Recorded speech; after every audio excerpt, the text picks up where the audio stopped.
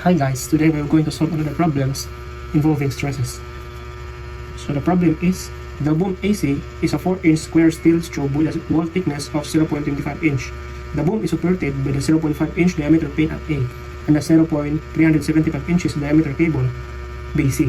The working stresses are 25 kSI for the cable, 18 kSI for the boom, and 13.6 kSI for shear in the pin. Neglecting the weight of the boom, determine the largest safe load P that can be applied as shown.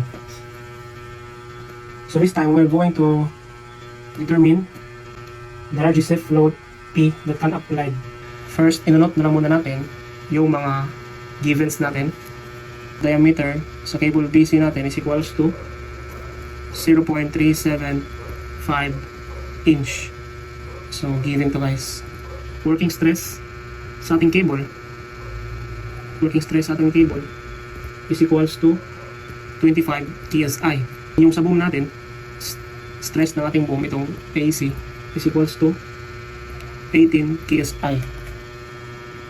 And then, yung stress natin sa ating pin at A is equals to 13.6 kSI. So, yan na yung lahat ng given. Meron pa akong nakilimutan guys.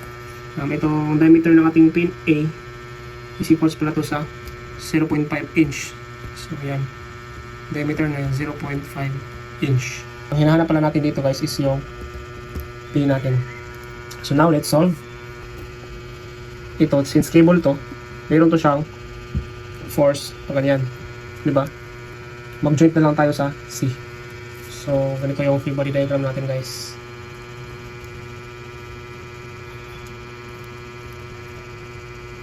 Ito yung tension BC. And then ito guys, since nag-joint tayo dito, gawin na lang natin tong axial force niya na sabihin na lang natin force AC. Yan. And huwag natin kalimutan yung naka-incline yan guys. So 70 dito. So ang angle dyan is since 70 dito guys. So pag natin dito magiging 20 degrees na siya dyan. 20 degrees. Dahil ang pangkalahatan nito is 180 degrees. Diba? 90 plus 20 110 plus 20 180. So 20 degrees dito guys. 20 degrees. And then dito sa AC natin, yung angle natin dito 30 degrees, di ba? Kung anong angle dito, same dito, di ba? So yan yung free body diagram natin guys at point C. FBD at C. So nag-joint lang tayo. So ngayon, magsa-summation ng forces na lang tayo. Summation ng forces along Y, summation ng forces along X. Huwag tayong mag-moment dyan guys dahil naka-joint tayo. Walang moment dyan. So summation ng forces along Y is equals to TBC. Positive since pa-upward yung direction niya. TBC, sign ang gamitin natin guys dahil vertical pa ang consider natin. Yan. Minus if AC since pa-downward ang direction. Then cos ang gamitin natin dahil vertical component ang kinuha natin, di ba? Minus P is equals to 0. Yan. So ngayon, summation of force along X naman tayo is equals to negative since pa-left yung direction ng TBC natin. TBC cos since horizontal component ang kunin natin, TBC cos 20 minus pa din dahil pa left ang direction if AC sin 30 dahil ito yung kinuha natin na component, diba? And then wala na, is equals to 0. Since marami tayong anon dito guys, hindi natin makuha ay ang mga forces natin, so gamitin na lang muna natin to mga givens na mga working stresses. So dito yung diameter sa ating BC is 0.375 inches. So sa BC na muna tayo. Stress sa BC is equals yan sa force tension BC over area sa BC natin, di ba? So since given tong stress BC natin which is naka 25 kSI, 25 kSI is equals to, hanap natin tong tension BC natin. Then yung area niya, since may nung given ito na diameter, sinusunod natin yung area niya. So ano yung area? Yung pi radius natin 0.375 diameter yan, so divide natin ng 2 squared. Yan. Naka-inches squared yan guys, no? Ito rin naka-inches squared. So yung TBC natin is equals to 2.76 kips. Kips yan guys. Yan. 2.76 kips. So nakuha na natin yung TBC natin guys. So i-sub na lang natin to dito para masolve natin yung FAC. Tsaka masolve na natin to P natin. Diba? So dito i-sub lang natin to 2.76 2.76 cos 20 minus FAC sin 30 is equals to 0. So yung FAC natin guys is equals to 1.14 kips. Yan. So masosolve na natin tong P natin. So RP is equals to isasolve lang natin yung TBC natin at ating FAC.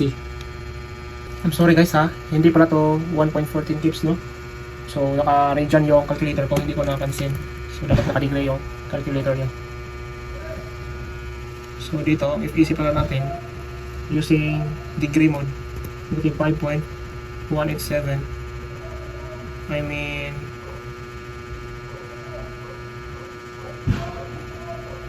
kips. So negative 5.187 kips. So pasensya na guys no. Medyo meron tayong mga errors. So ito, direct na tayo dito para masolve natin yung P natin. So pang i-sub lang natin tong FAC natin at TBC dito sa equation natin. So ito na guys, yung P natin is equals to 5.436 kips. So nakuha natin yung P natin. Pero hindi pa tayo maka assume na ito na yung final na value natin. I-test muna natin yung mga working stresses natin. So dito kanina, ang consider pa natin dito is yung itong cable, di ba? So ngayon dito naman tayo sa boom natin, boom AC natin. So ngayon i-consider muna natin itong sa boom. So dito kanina ito if at cable tayo dito. If at cable. So dito tayo at boom naman tayo. So itong boom AC natin guys. So dito, ito naman yung gamitin natin na working stress, itong 18 KSI. Stress AC is equals to force natin sa AC, force AC over area sa ating AC. Yan. So since given itong stress AC natin, yung 18 KSI, di ba? Is equals to FAC natin. So, wala pa. Hindi natin ito gagamitin guys, no? Dahil itong solution na to is, yung kinonsider natin is itong sa cable pa tayo. Ngayon, isa boom na tayo. Over area niya. So, ano yung area dito sa boom natin? So, ito guys, sa problem natin is square steel tube yan with wall thickness of 0.25. If nakatop view tayo, so ganito yung itsura ng square steel tube natin guys. Ito. Yan. So ito yung cross-sectional area natin. Diba? So ito itong distance dito is 4, then dito is 3.5. Then yung wall thickness natin dyan is 0.25 inches, diba? So, ang gamitin lang natin ay itong cross-sectional area niya. Yan. So, since square yan, so ano yung area niya? Isa-isa na lang muna natin guys. Ito, i-separate natin to, at saka ito. At saka ang area nito, at itong sa baba. So dito, 0.25, area nito is 0.25 times 4, diba? Then, dalawa sila. So, 0.25 times 4 times 2. 0.25 times 4 times 2. Diba? Ito na yung area. So, ito na lang ang ating kunin na area. Yan lang natin. Plus, yung area nito, same thickness, 0.25 inch. So, 0.25 times 3.5 plus 0.25 times 3.5. Then, dalawa sila. Times 2 pa rin, di ba? Yan. So, simplify nga muna natin guys. If AC over, so ang area natin dyan is equals to 3.75 yung area natin. 3.75 inches squared. So, simplify. If AC is equals to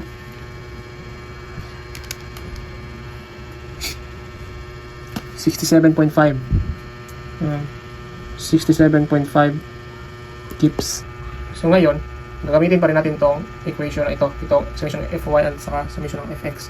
Since hindi na involved dito itong tension BC natin, dahil dito na tayo sa boom, so eliminate natin yung TBC. So, isosolve for TBC na lang natin dito para makuha natin siya in terms of FAC, di ba? So, yan, i-transpose mo lang yung ito. So, ang value dyan sa ating TBC guys, TBC dito ko lang ilagay is equals to 0.532 guys, equals to negative 0.532 FAC. Yan. So, isab lang natin to dito sa ating TBC, di ba? So, pasensya na guys, no? Medyo nakalalito yung solution ko. Maraming mga errors natin. Maraming errors natin dahil ngayon ko pa lang din ito sinolve, no? Without answering it. ito, TBC natin, isab natin yung itong TBC natin na nakuha. So since eliminate natin yung TBC natin, isasab natin yan, di ba? So magiging negative 0.532 if AC sin 20 minus FAC cos 30 minus P is equals to 0. Yan. So masolve na natin yung P natin. Isasab lang natin yung FAC natin na value para masolve yung P. So yung P natin is equals to negative 70.74 kips. So ayan. Yan yung P natin guys. If sa boom yun i-consider natin. So ngayon tapos na tayo sa boom. Tapos na din tayo sa cable. Dito naman tayo sa point A natin. Sa pin A natin. Sa pin A natin, narito yung details niya guys. So double shear siya, di ba? Dahil dalawang volt dito. Meron siyang shear force dito. Sabihin na lang natin pa downward. Ganyan. Meron siyang dalawang shear force dyan. Kaya tinawag siya na double shear, di ba? So ngayon, testin natin yung pagkain natin. For pin at A naman tayo. For pin at A is equals yan sa shear stress natin sa ating A. Working stress natin sa ating A is equals to FA over area sa A natin, di ba? And then since double shear yan guys, dalawang i-multiply lang natin na 2 dahil dalawa rin yung shear stress niya. So 2 shear stress is equals to FA over area A. Naka-double shear. So yan guys. So ang area natin sa pin A natin, ito di ba, merong given natin na 0.5 inch yung diameter. So yung area natin is FA over is equals to area pi times radius natin 0.5 over 2 square. Then 2 times stress natin A is equals to 13.6 psi. So nasolve natin yung force A natin. Force A is equals to 5.34. So ang force A natin 5.34 kips. Itong FA natin guys is equivalent yan sa ating FAC. So gamitin pa rin natin itong equation lang ito. Dahil ito ay from this equation, di ba? Hindi ito related dito sa cable at sa boom. Applicable to sa lahat. So ngayon, yung value ng ating P is equals to yung value sa ating P is equals to negative 0.532 if AC natin, itong nakuha natin na 5.34 sin 20 minus 5.34 cos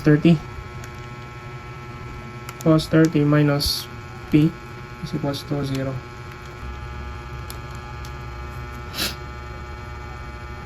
$5.596 guys. So ang bali nating phase was 5.596 kips. So narito na yung tatlong pin na nakuha natin from pin A, from the cable, and from the boom, di ba? Tatlong pin natin. So ano ba yung kukunin natin na pin dyan? So yung safe value talaga ng load pin natin guys is tong pinakamaliit na value. Always yan. So pag nakita kayo ng maliit na value ng force, so yan yung automatic na sagot. Dahil kung itong mga forces na ito, since ang cable natin is ito lang yung kaya niyang i-withstand na force. Samantalang pag naabot ito ng ganito na, so mag-break na yung cable natin, di ba? So ito yung final answer natin.